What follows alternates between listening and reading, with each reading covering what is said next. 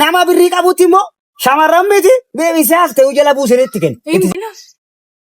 Seenii bu'aa dhageessee taa'e maaloo?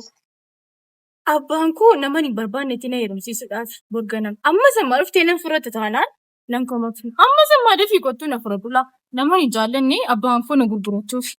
Ani hin beeku abbaan koo inni heerumtan alaa zargiin borganamaadha. Waan tokko rakkatu qophaa'ee jira.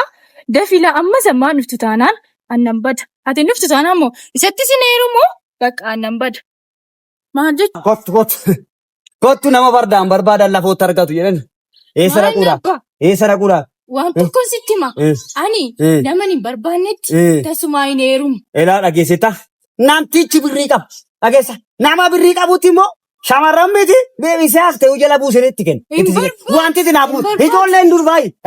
Isin ofii keessanii kanaan dura ofii filattanii itti heerumtu har'a ani kottuu itti heerumu isin jennaan tiyyi gaafa kan keessan ta'u ijoolleen durbaayi nama birrii qabu jaallatu miti inni kun birrii qaba miilluma isaan naafa malee birrii qaba. Ittiin heerumu bada malee abbaan. Kottu agwaan akkanaa jiru.